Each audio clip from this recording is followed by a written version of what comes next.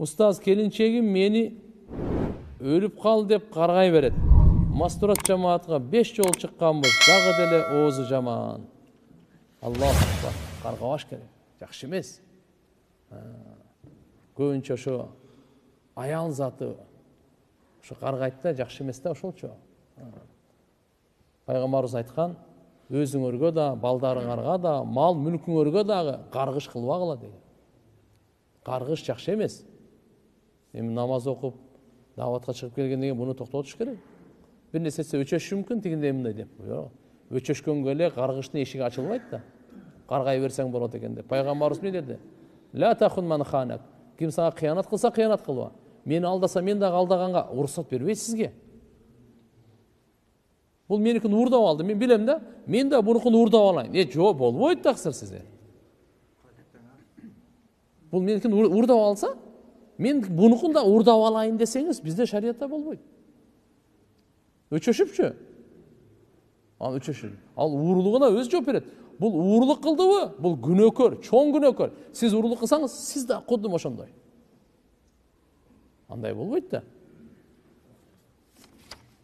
Кандай болбосун туугандар, мына акыркы учурда бир эле жол жашоого келебиз. Аял менен күйөөсү, жаш үйлөнгөндөр жакшы ынтымакта бири-бирин сыйлап, урматтап жашаш керек. Бул дүйнөгө таянып болбойт. Бүгүн бар, эртеге жок дүйнө. Ушундай окуя болгон туугандар. Бул акыйкатта болгон окуя. Имам, молдаке. Бүгүн никесин окуган, эртеси күнү ошо баланын жаназасын окуган. Бул өлүм сөзсүз эле карыганда келбейт. Өлүм сөзсүз эле ооруганда келбейт тууган. Бир врачка барган, ооруп, кыйналып, зорго барып, анан тамырын кармап, о врач өзү өтүп кетип атпайбы, жаны чыгып. Кармаган бойдон. Ооруган бойдон тирүү эле калды, ал ооруган. Дайыма айтып жүрөбүз, тууган, ушундай окуялар болгон. Чет мамлекетте, мусулман мамлекеттерде көбүнчө бирөө өлсө айылда, ошол же болбосо ошол аймакта эртең менен келип жарыя кылып коет да, микрофондон. Урматтуу жамаат, паланча баласы паланча дүние салды, дүние менен коштошту. Жаназа намазы саат мынчада деп коет.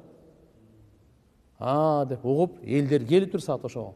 Келсе бир жаназа эмес, 2 жаназа болуп калды. Анан о сураптыр, эртең менен эле бир жаназа деди эле, 2 жаназа болуп калыптыр го. Кимдик экинчиси десе, бая жарыя кылбады эле, ошонуку дептир.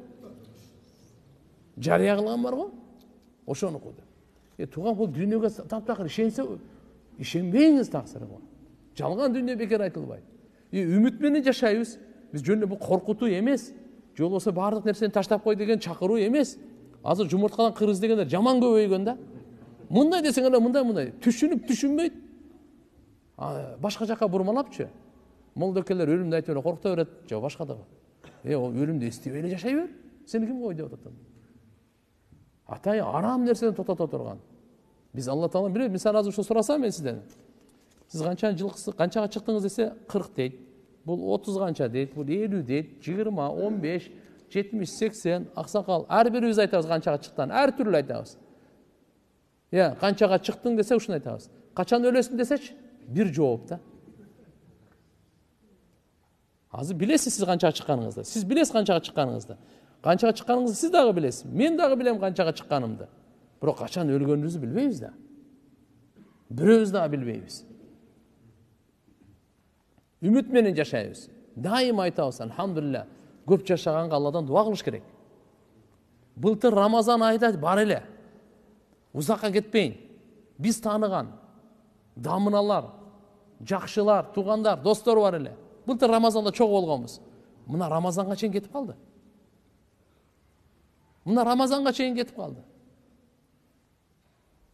Тагдырыбызда бул Рамазан барбы жокпу биз Кудай билет. Кийинки Рамазан барбы Кудай билет. Ошон үчүн күнөө кылбайлы. Ката кетип жаңылыш болуп калса тобаны кечиктирбейли деген чакырык эле. Тагдырыңызда 100 Рамазан жазсын деп мен дуа кылам. 100 Рамазан деген кандай? 100 жыл өмүр көрүңүз деген сөз да. Көп деп Алла Таалам көпкө жашайлы. Бири-бирибиз дагы 100дөн бери кайтпайлы, 100дөн ары барайлычы. Бирок кеп андамы кеп өлүмдү унутпай жашайлы. Жашоого андай чырайыңызга, байлыгыңызга, бийлигиңизге, күчүңүзгө, жашыңызга таянбаңыз. Даже ден соолугуңузга таянбаңыз. Мен ден соолугум жакшы, мен өлбөйм. Андай эмес. Андай эмес. Мен жашмын, мен өлбөйм. Андай эмес. Алданып калбайлы. Ошон үчүн мен күнөө кылсам боло берет экен деген кеп чыкпайт да. Мен кыла берем, анан да көрө жатаарбызда депчи.